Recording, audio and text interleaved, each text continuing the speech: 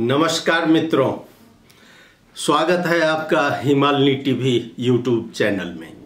मैं हूं सच्चिदानंद मिश्र। मित्रों, आज मैं चर्चा कर रहा हूं नेपाल की राजनीतिक सरगर्मी के बारे में। आइए आज बात करते हैं। ये पूरे देश में चुनावी माहौल अब पकड़ रहा है और इस चुनावी माहौल में भी अवसरवादी नेता अपना अवसर ढूंढने में व्यस्त हैं। मैं अवसर तो सभी उपयोग करते हैं, लेकिन आज मैं चर्चा करूंगा 2 नंबर प्रदेश यानी कि पूर्व 2 नंबर प्रदेश, अभी मध्य प्रदेश की। एक महामहिम सब बड़े नेता यानी कि जनता समाजवादी पार्टी नेपाल के राष्ट्रीय अध्यक्ष उपेंद्र यादव जी ने कुछ ही दिन पहले अपने मुख्यमंत्री, उनके पार्टी की एक ही मुख्यमंत्री है मध्य प्रदेश में, उनका इस्तीफा मांगा। आइए, यह इस्तीफा क्यों मांगा गया? इस्तीफा मांगते ही देश में यह खबर आग की तरह फैल गई कि आखिर मुख्यमंत्री का इस्तीफा क्यों मांगा गया। क्यों उपेंद्र जी ने मध्य प्रदेश के मुख्यमंत्री श्री लाल बाबू राउत को कहा कि आप इस्तीफा दे दें, और इस बार उन्होंने स्वीकार भी की है यह बात कि उन्होंने इस्तीफा मांगी है लाल बाबू राउत से। यहाँ तक कि मध्य प्रदेश में उनकी पार्टी की जो प्रदेश समिति की बैठक हुई, उस बैठक में भी कहा गया, राजनीति समिति की भी बैठक में, कि लाल बाबू राउत जी इस्तीफा दें। मैं अब बात करता हूं कि ये लाल बाबू राउत पिछले 4 वर्ष से, ये 5वां वर्ष उनका चल रहा है, 4 वर्ष से हर मुद्दा पर फिट बैठ रहे थे। आखिर कौन सा मुद्दा है जिस पर कि उपेंद्र यादव को ये फिट नहीं बैठे, और अंतिम साल में उन्होंने इस्तीफा मांगा। तो इस पर बहुत सारी चर्चा हो रही है। एक तो सबसे बड़ा कहा जा रहा है कि राजनीति के खिलाड़ी अगर माना जाए तो वो उपेंद्र यादव जी हैं, ये तो मानना ही पड़ेगा। लोगों में चर्चा यह है कि यह दिखावा मात्र है, या हो सकता है कि फिर कुछ समझौता हो जाए, या उन पर एक आरोप लग रहा है कि साइकिल खरीद में भ्रष्टाचार का। तो भ्रष्टाचार में उन्हें भ्रष्टाचार विभाग जो है यहाँ पर अधिकार दुरुपयोग ने उन पर केस नहीं किया है, लेकिन लोगों का मानना है कि इसमें कुछ न कुछ हुआ ही है। तो हर जितना काम हुआ है जनकपुर में और इनके पार्टी का काम हुआ है, कहा जा रहा है लाल बाबू राउत जी ने सभी का भुगतानी उन्होंने किया है, और समय समय पर जो रकम पहुंचाने की बात आती थी वह भी वो ईमानदारी पूर्वक पहुंचाते ही आए हैं। तो तब आखिर क्यों, क्या यह स्थिति कैसे आई कि उपेंद्र जी सीधा बोल दिए कि आप इस्तीफा करें, और उन्होंने स्वीकार किया है। ये से तो पार्टी को भी उन्होंने स्पष्ट कहा है। कांतीपुर के संवाददाता जब उनसे पूछा तो उन्होंने कहा कि हो मैले इस्तीफा मांगे छु, उहाँले इस्तीफा दिनु पर्छ, लेकिन कारण नहीं बताए। तो अब एक चर्चा यह है कि लाल बाबू राउत को अगर हटा दिया जाए तो उनके जगह एक पार्टी के कार्यकर्ता को रखा जा सकता है। तो इनको अब उपेंद्र जी को डर हो रहा है कि इनका सप्तरी का क्षेत्र जो है 2 नंबर क्षेत्र, चाहे जिस क्षेत्र से ये लड़ना चाहते हैं, उसमें अब जनमत पार्टी के अध्यक्ष सीके राउत अपनी उम्मीदवारी घोषणा कर चुके हैं। तो सीके राउत नाम बहुत ही फेमस है। सीके राउत अपना समझदारी के तहत वो सभी पार्टी में जा रहे हैं और मिलकर चुनाव लड़ने की बात कर रहे हैं। इसमें सीके राउत की बात श्री महंत ठाकुर जी से भी हुई है, लोकतांत्रिक समाजवादी पार्टी से। तो एक डर यह है कि अगर लोकतांत्रिक समाजवादी पार्टी सीके राउत को समर्थन कर देती है तो फिर उपेंद्र जी को वहाँ पर मुश्किल पड़ेगा, इनको बहुत बड़ा संघर्ष करना पड़ेगा। तो इसी के मद्देनजर अपने ही क्षेत्र के जो अभी मध्य प्रदेश में अर्थ मंत्री है शैलेंद्र शाह की नाम आ रही है कि शैलेंद्र शाह को प्रलोभन दिया गया कि अब आप मुख्यमंत्री बने, यानी कि शैलेंद्र शाह का नाम चर्चा में लाया गया है। हालांकि वहीं पर उन्होंने मनीष सुमन को पहले ही पार्टी के प्रवक्ता बना दिया है, जो मनीष सुमन शुरू से उपेंद्र जी के आदमी नहीं थे, ये तो राजेंद्र महतो जी को छोड़कर आए हुए हैं, लेकिन क्षेत्र मनीष सुमन का है। तो एक दिखाने के लिए कि मनीष सुमन अगर पार्टी प्रवक्ता हो जाते हैं तो मतदाता पर कुछ न कुछ प्रभाव जरूर पड़ेगा।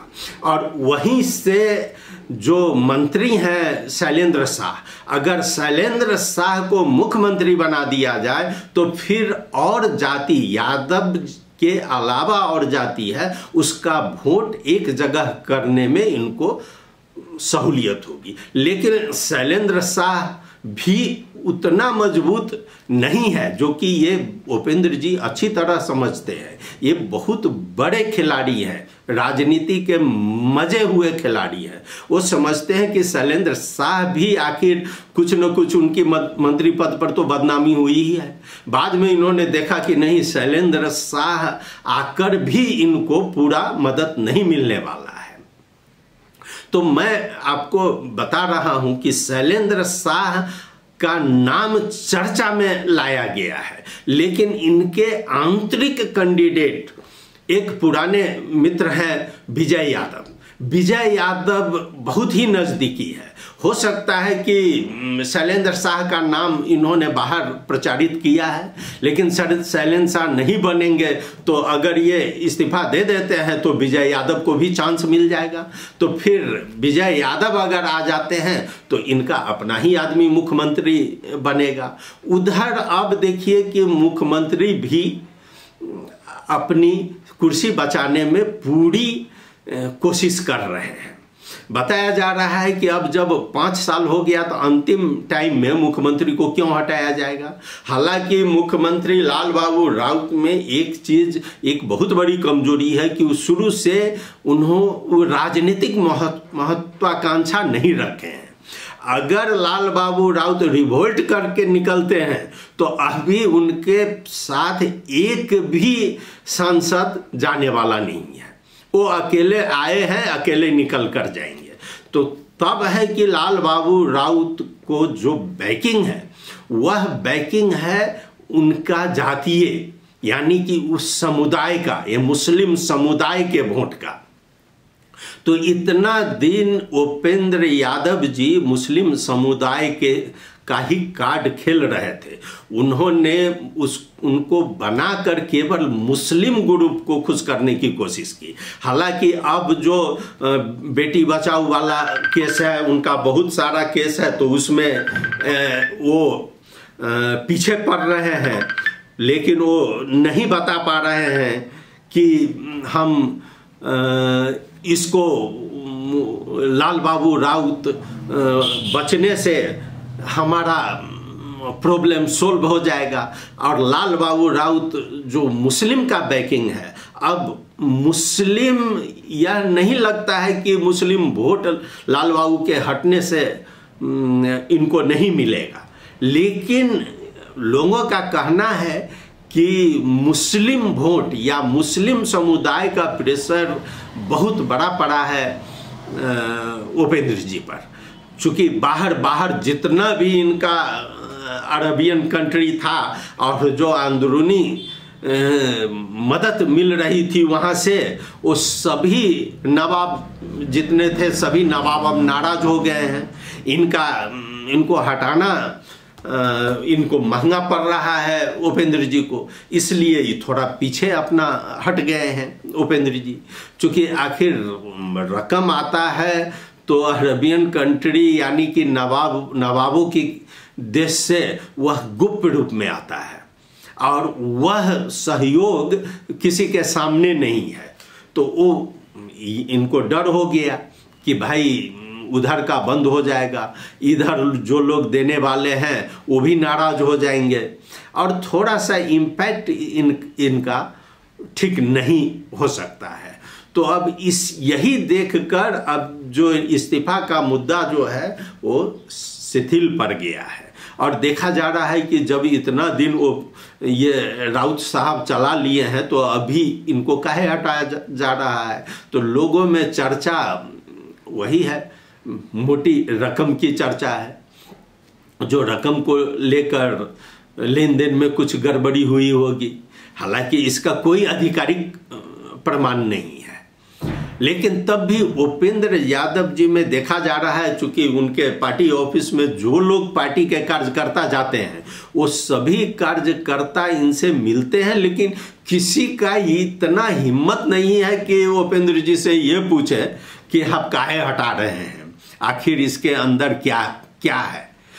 कोई भी व्यक्ति उपेंद्र जी से यह बात करने में डरता है, क्योंकि उपेंद्र जी का दबदबा पार्टी पर पूरा है और उन्होंने अपनी पार्टी में स्थिति इतनी मजबूत कर ली है। पिछले दिनों ऐसा वातावरण बना दिया कि पूर्व प्रधानमंत्री बाबूराम भट्टराई जी अपने दल बल सहित जितना आए थे उस सभी लेकर वापस चले गए हैं। तो अब इनका विरोध करने वाला भी कोई नहीं है। जो लोग कुछ सांसद लोग थे, जैसे आपको मृगेंद्र जी सप्तरी से ही तो अभी मंत्री पद पर विराजमान है। आपको वीरगंज का लिया जाए तो वीरगंज में प्रदीप यादव को इन्होंने पहले कार्रवाई की, फिर उनको लाया। प्रदीप यादव भी एक स्तर के खिलाड़ी ही माने जाते हैं, उन्होंने भी इनको धमकी दिया, पार्टी से निकलने का दिया। फिर बाद में उपेंद्र जी ने देखा कि भाई चलो यहाँ पर तो हमारा जातीय संबंध भी है और इसको अगर मंत्री दे देते हैं तो जातीय रिलेशन भी कायम हो जाएगा और ये भी हमारे ग्रुप में आ जाएगा। तो अब चाहे वहाँ के मेयर राजमान सिंह हो और चाहे प्रदीप यादव हो, ये भी फिलहाल अभी शांत हो गए हैं, क्योंकि ये मंत्री पद का अब मजा पूरी तरह ले रहे हैं प्रदीप यादव जी और ये 3-4 जो मंत्री हैं। तो इनका विरोध लगभग जनता समाजवादी पार्टी नेपाल में ना के बराबर है। तो ऐसी स्थिति में इन्होंने राउत जी पर, मुख्यमंत्री जी पर यह पासा फेंका है कि चलो भाई ये जाते जाते अगर इनमें कुछ बचा है तो वो भी आ जाए, और नहीं तो अगर हम हटाने का नाम लेते हैं तो नवाब साहब सब जो नवाबों की कंट्री में है उनकी अगर दया दृष्टि हुई तो वो कुछ और ऊपर से उछल देंगे। तो उछलने के बाद तो आगामी चुनाव आराम से लड़ा जा सकता है, अपने कार्यकर्ता को खुश किया जा सकता है। क्योंकि ये भी है कि अब आने वाले दिनों में इन सभी उम्मीदवार को ये टिकट नहीं दे पाएंगे, क्योंकि गठबंधन में जा रहे हैं लड़ने। तो कुछ उम्मीदवार को तो दूसरे तरीका से भी खुश किया जा सकता है। अब इस चीज को लेकर फिलहाल इस्तीफा अभी रुकी हुई है। हाँ, लोगों में चर्चा यह है जनकपुर में कि वह इसको इस्तीफा जो है सो रोका गया है। इसमें कुछ बाहरी शक्ति, पड़ोसी देश का भी हाथ है, जो पड़ोसी देश के कारण भी हम इस्तीफा रोकवा दिए हैं। लेकिन ऐसी बात नहीं है, इनकी अपनी जो पूर्ति थी वह अब पूरा हो चुका है। इनको अब सब चीज़ मिल गया है, इसलिए इस्तीफा को रोका गया है। फिलहाल लोग ये समझ नहीं पा रहे हैं कि आखिर उपेंद्र जी ने ऐसा क्यों किया, पहली बार ये इस्तीफा क्यों मांगे, खुलकर मांगे, लेकिन फिर वो इस्तीफा से पीछे क्यों हट गए। यह आम जनता में एक प्रश्न है और वह प्रश्न रहेगा ही। लेकिन जो इनको मानता है उपेंद्र जी को, वह भली भांति समझता है कि उपेंद्र जी एक बहुत बड़े राजनीतिक खिलाड़ी हैं जो बड़े बड़े नेताओं को चकमा दे रहे हैं और वो देने में सफल हो गए हैं। फिलहाल मित्रों, आज इतना ही।